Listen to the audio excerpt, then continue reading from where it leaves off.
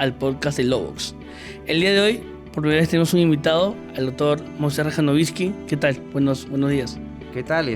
Buenos días, Kevin, y gracias por tu invitación y también a Lovox. Y hoy día conversaremos unos temas interesantes vinculados a protección al consumidor. Moisés Rejanovsky, abogado por la Pontificia Universidad Católica del Perú, magíster en Derecho de la Propiedad Intelectual y de la Competencia por la misma Casa de Estudios. Ha cursado el Sommer Academy on Integration Trade Regulation en el World Trade Regulation y cuenta con estudios de propiedad intelectual de la Organización Mundial de Propiedad Intelectual. Árbitro en Derecho Comercial y en Contrataciones del Estado en el Centro de Análisis y Resolución de Conflictos PUC. Árbitro de Consumo designado por la Junta Arbitral de Consumo piloto de Indecopi. Docente en la PUC en la Maestría de Derecho de la Propiedad Intelectual, Programa de Segunda Especialidad de Protección al Consumidor y en la Facultad de Derecho. Asesor legal en temas de propiedad intelectual y competencia, contando con diversos artículos sobre la materia. Actualmente trabaja en el organismo supervisor de las contrataciones del Estado. Así es, el día de hoy nos toca conversar sobre lo que es el estándar de consumidor razonable. Coméntenos, ¿qué nos puede decir al respecto? Excelente. Mira, la ley, o mejor dicho, el estándar de consumidor se encuentra dentro del ámbito de la aplicación de la norma, es decir, definir quién es un consumidor, quién es un proveedor, si existe una relación de consumo, alguna vinculación para que esto sea amparado dentro de la protección al consumidor. Entonces tenemos que, en principio, la regla es que el consumidor es calificado como un destinatario final y también determinadas precisiones que indica el mismo código, que es el Código de Protección y Defensa del Consumidor, pero diremos que es Código de Consumo para efectos de simplificación. Prácticos. Una excepción sobre los microempresarios, luego el proveedor, que es el quien ofrece productos o servicios con determinadas características y va en toda la cadena de producción, ¿no? Ahora, sobre el estándar, ¿no? O sea, el estándar de consumidor razonable no se encuentra definido como criterio para calificar quién es o quién no es consumidor. ¿Esto de dónde viene el estándar de consumidor?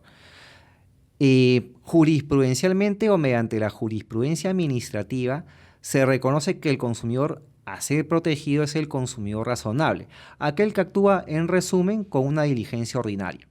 Posteriormente, en el decreto legislativo que se dio en el 2008, que modificaba la Ley de Protección al Consumidor, normas que se dieron a efectos de adecuarnos al TLC, ahí se introdujo ya como definición de consumidor el consumidor razonable. Entonces ya la definición de consumidor que se exigía es que este consumidor, como destinatario final, sea razonable. Posteriormente y ahora con el Código de Consumo, esa definición de consumidor se ha eliminado el criterio de consumidor razonable. Entonces, siempre ha existido un dilema: ¿a qué estándar debe de protegerse? ¿A un consumidor que actúa con la diligencia ordinaria de una parte o a un consumidor promedio? Que el promedio puede que sea razonable y puede que también no lo sea. Entonces, esos son los dos parámetros que se discuten al definir a qué consumidor vamos a defender o qué consumidor defiende el código. Pero el impacto que tiene, o digamos, el estándar que tiene el mismo Código de Protección y Defensa del Consumidor es una definición que nos hace pensar o creer que realmente, o digamos, no hay discusión en hablar de que es un consumidor razonable, por lo mismo de que la exigencia del consumidor que va a denunciar es, oye, tienes que tener una diligencia ordinaria, ¿cierto? Exacto. Entonces, en ese sentido, digamos, la discusión sobre si se debe o no se debe de proteger a un consumidor razonable viene de, propiamente dicho, una duda en la interpretación del código, ¿o es simplemente un tema político? Yo creo que es una interpretación del código. ¿Y por qué?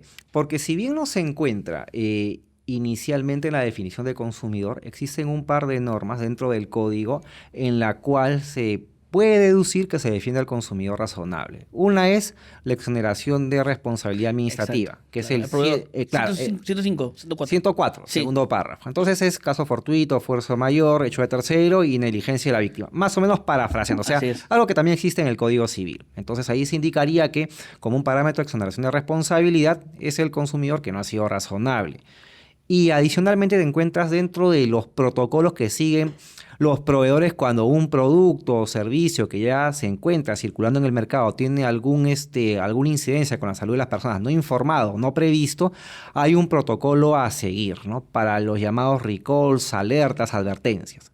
Dentro de ellas se tiene que usar un lenguaje que lo puede entender un consumidor con una diligencia ordinaria, que es creo que el 29E, uno de los supuestos de este protocolo, que lo voy a llamar así, y también indica, ¿no?, que esto sea redactado, esta advertencia, para un consumidor que tenga una diligencia ordinaria. Entonces tenemos que, si bien no está definido en los primeros artículos del código, existen un par de normas que nos podría llevar a esta conclusión que se proteja al consumidor razonable. O sea, ahí tenemos una integración normativa para un poco abundar en que sí se protege a este tipo de consumidores. Existen voces de cierto sector, vamos a llamarlo, ¿no?, proteccionistas, por así llamarlos, que indican que no se podría proteger a un consumidor razonable en el Perú por la propia realidad del país, ¿no? Una realidad en la cual se arroja un país más pobre o un consumidor más ignorante, por así decirlo, en el cual proteger a un consumidor razonable implicaría desconocer la realidad del país. ¿Qué opinas sobre el tema? Claro, es una posición interesante y también puede estar sujeta a debate, ¿no? Porque igual lo que se quiere es que tengas al menos un tipo de diligencia mínima para que puedan ser protegidos tus derechos, ¿no? Entonces, si el promedio no se comporta con una diligencia mínima o con una diligencia ordinaria, ¿cuál es el sentido que debería protegerlo? O sea, el ámbito de responsabilidad, ¿no? La negligencia propia de la víctima. Claro. A manera de ejemplo, ¿no?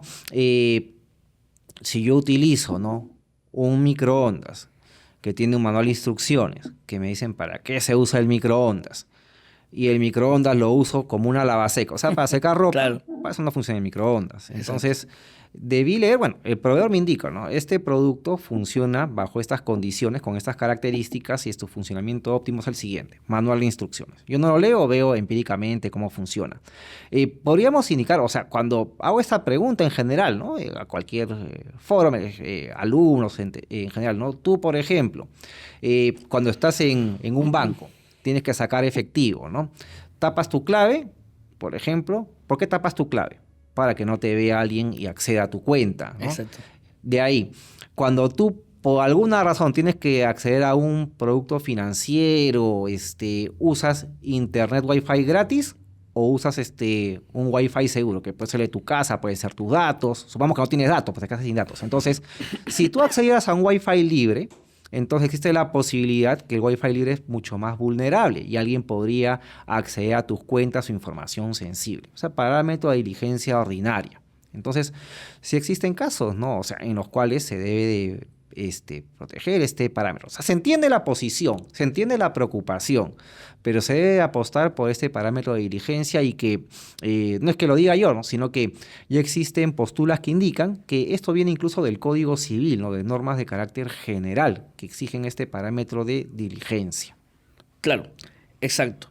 Para los que no saben, el doctor Moisés es profesor, ha sido mi profesor en la maestría y venía a colación esto de la maestría porque en algún momento en sus clases de protección al consumidor discutimos o yo le planteé la idea de qué pasa ahora con el consumidor tecnológico, ¿no? Que de repente es un tema que lo vamos a abordar más adelante con otros invitados, pero desde mi punto de vista o desde mi experiencia propiamente dicho en el e-commerce o en internet, usted no crea que el estándar de consumidor razonable está muriendo para darle cabida a pongamos un nombre, ¿no?, consumidor tecnológico, en el cual ya no solamente se le exija al consumidor tener una diligencia ordinaria, sino que más allá de la diligencia ordinaria de, por ejemplo, saber ciertas cosas, como por ejemplo de cierta seguridad dentro del e-commerce, por ejemplo, ¿no? Entonces, ¿usted considera que el consumidor razonable está muriendo para darle cabida a un consumidor más tecnológico? ¿Puede ser eso? Aún no, es una hipótesis sujeta a abordar, evaluación, ¿no? ¿No? Claro.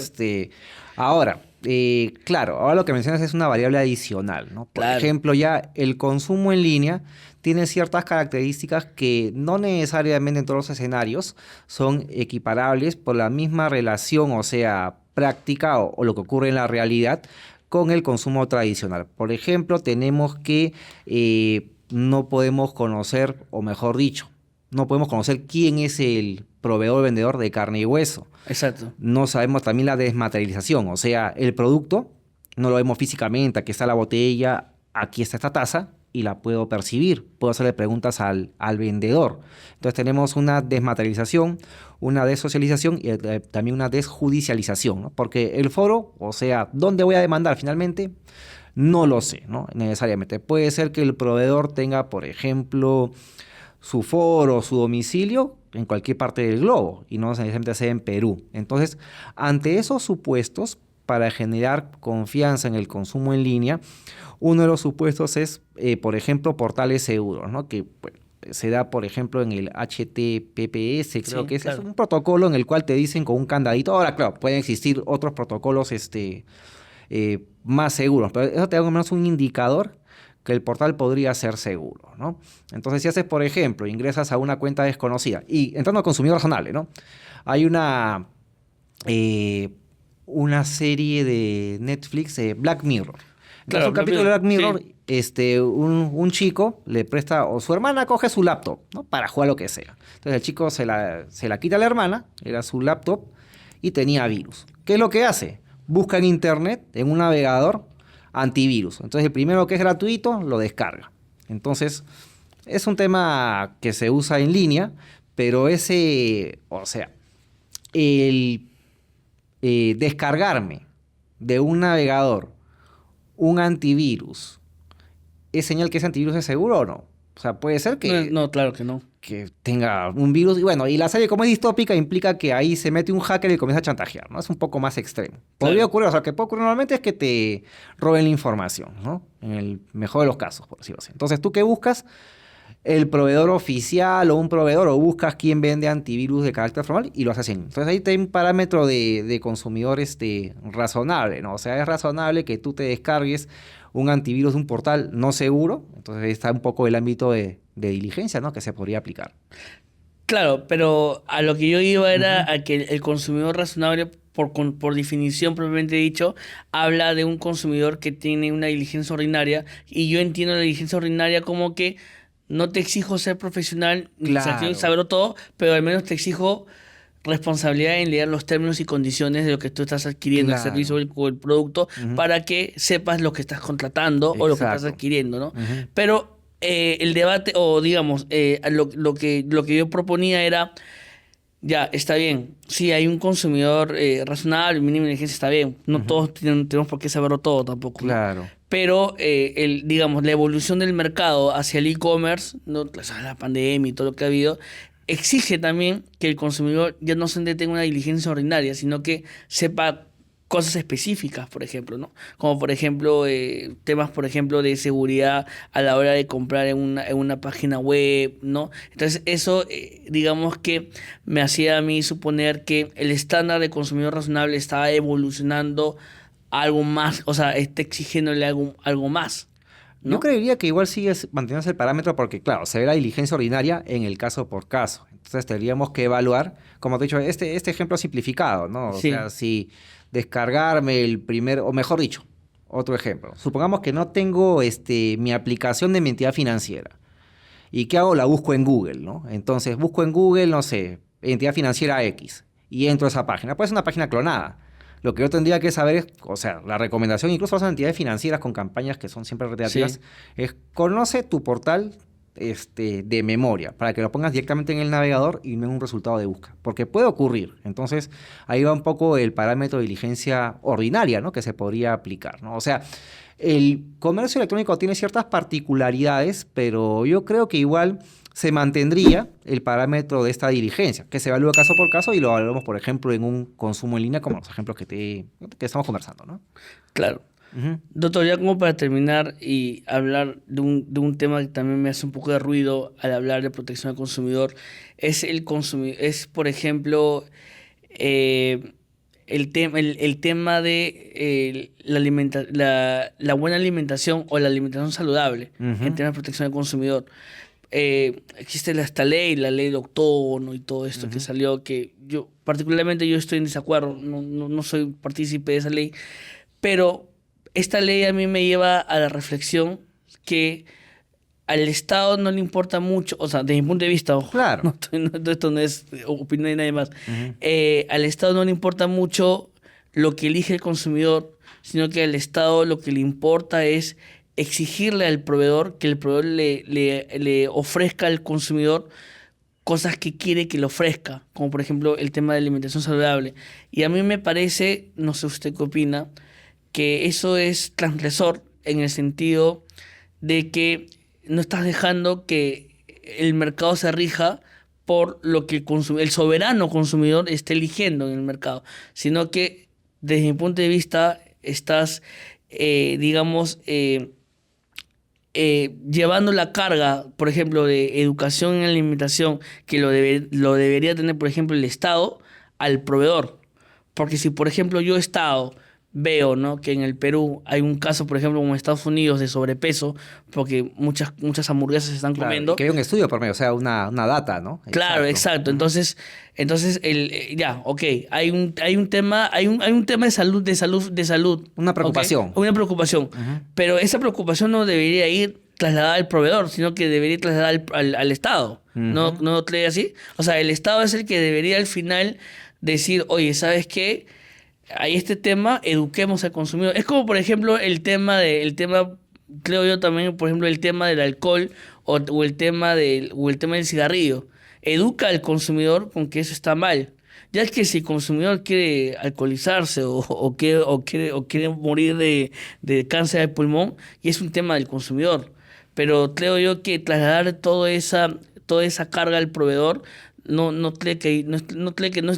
no se está respetando lo que el consumidor diligente no está decidiendo sobre lo que quiere adquirir, y dos, no está haciendo esto perjudicioso al mercado.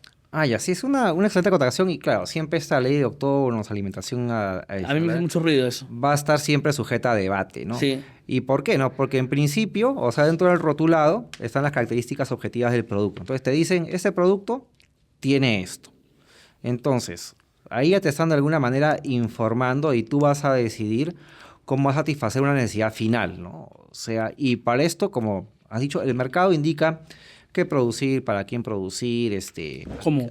a qué cantidad, a qué precio. Y en este tema de los alimentos, existen alimentos procesados, existen alimentos que son de alguna manera con el proceso productivo en el cual intervienen menos elementos que podrían ser así procesados. Ahora tenemos, por ejemplo, no sé, huevos de las gallinas libres. Entonces hay un mercado, o hay diversos mercados de productos para que las personas puedan elegir qué es lo que más les conviene, o en términos jurídicos, cómo pueden satisfacer una necesidad como un consumidor final para sacarle un proceso productivo. Ya. Eso es de una parte, ¿no? Ok. O sea, el consumidor le elegir. De otra parte, o sea, ya estaríamos en un área que de repente ya sale protección al consumidor más general, que es el llamado,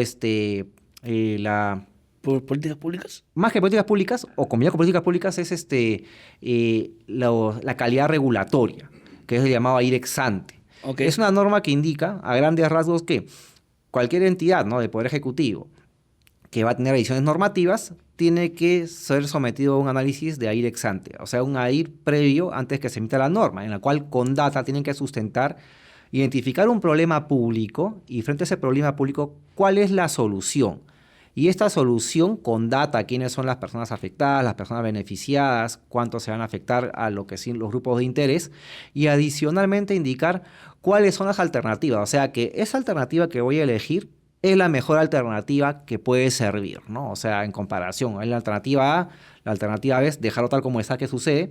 Y otro tema adicional, lo que los temas que has tocado son interesantes y van a otras áreas del derecho incluso, es la llamada economía conductual. Es decir, lo que se hace es persuadir, pero no limitar un comportamiento. Es decir, ¿no?, si yo presento, por ejemplo, incentivo determinada conducta, sin dejar que el consumidor, o en general el público, deje de elegir, es una medida de repente menos lesiva, ¿no? Ejemplo, cuando vamos al cajero, ¿no? O sea, me salgo un poco de la alimentación saludable que siempre está sujeto a debate, ¿no? Quieres retirar en cajero, bueno, ahora ahí todo es en línea, que es mucho mejor, ¿no? Pero si tienes que retirar dinero en físico, entonces te sale siempre una opción al final, ¿no? ¿Quieres imprimir tu voucher o, no sé, respeta los árboles? Sí. Entonces, eso puede ser, por ejemplo, ¿no? Tratan de incentivar que no imprimas tu voucher, ¿no? Y que te lleve solamente en línea el estado de cuenta. O en otras he visto, en algunos cajeros, que, por ejemplo, el punto en el cual tú tienes que elegir, no, quiero imprimir mi voucher, está pintado de un color tal que un poco se puede camuflar con la pantalla de fondo del cajero. Entonces es como que te demoras en buscarlo y por pereza, porque así ocurre, así actuamos en general, aprieto, no, quiero por ejemplo, que no imprimir y que vaya a mi saldo, a mi correo, ¿no? Igual, claro, ahora con los temas de reglamento de tarjetas de crédito, de débito, las operaciones inmediatamente van a tu correo que ya has designado, ¿no? Entonces, son varias aristas que salen, de repente, no responden al problema del consumidor, porque el consumidor vas a elegir, ¿no? Vas a elegir y luego se verá si mediante esa elección se han vulnerado tus derechos o alguien ha incumplido, que podría ser el proveedor, ¿no? Entonces, o nuevamente, ese caso, o sea, si lo miramos actualmente, claro, puede ser debatible si, por ejemplo, los octógonos han contribuido a que o que un problema público vinculado a la obesidad, un problema de eso que estoy identificado de manera directa, ha disminuido, ¿no? Ese debería ser el análisis normativo, ¿no? O sea, ¿ha funcionado o no? El tema de los octógonos. Sí, se encontraron un problema público porque también hay que basarnos en data en estos casos, ¿no? Claro. No creo que no te he podido responder, pero te diría que ese problema o esa preocupación se puede ampliar en otras aristas, ¿no? Claro, y hay quienes dicen, por ejemplo, que el octógono, por ejemplo, no es que pasa, ¿no? A veces que dicen, ¿no? Alto en azúcar o simplemente no tiene, pero por ejemplo, hay quienes mencionan que no es que el producto que no tenga el octógono alto en azúcar no es que no tenga azúcar. Es que claro, simplemente no ha pasado el umbral de la regulación. Entonces, claro, se ha definido legislativamente que se entiende como alto en azúcar. Que tienen azúcar, sí, pero como has indicado, hay un umbral que indica, a partir de eso, tienes que poner tu octógono, que es alto en azúcar. Y al principio, ¿no? O sea, tú ibas al supermercado o al mercado y veías que los productos procesados tenían octógonos. Te llama la atención, pero no sé, es una especulación mía. Sujeta a que se pueda comprar con un estudio. O sea, ahora ves una galleta, tiene un octógono, de repente igual la compras, ¿no? Claro. No se sabe. Exacto. O de repente decides si una galleta que no tiene y si la compras, ¿no? Como ocurría, por ejemplo, hay una marca que produce, ¿no? Panes de molde, galletas, y no tiene octógonos, ¿no? Entonces, de repente, tú tienes en el mercado supermercado un pan sin octógonos, un pan con octógonos, de repente ves por cuál decides, ¿no? Exacto, claro, por supuesto. Bien, doctor Moisés, ha sido un placer poder conversar con usted, pero antes de despedirnos, ¿algún cierre, alguna mención? ¿Va a estar en algún curso, algo? Bueno, yo dicto actualmente en la Maestría de Propiedad Intelectual de la Católica, en el programa de Segunda Especialidad de Protección al Consumidor, y en ocasiones también en pregrado, ¿no? También en la Católica, ¿no? Y bueno, lo único, agradezco a ti, tu ocasión alumno, también a Lowbox, y por difundir esos temas jurídicos que siempre van a estar sujetos a debate, ¿no? Así es. Bueno, muchas gracias nuevamente por su tiempo, por estar acá con nosotros. Y nada, eso ha sido todo por hoy. Muchas gracias. Cuídense. Gracias. Lowbox, el podcast, llega gracias al auspicio de Lowbox, academia jurídica especializada en asesoramiento para la obtención de tu título profesional y líder en capacitación en cursos y diplomados en Derecho.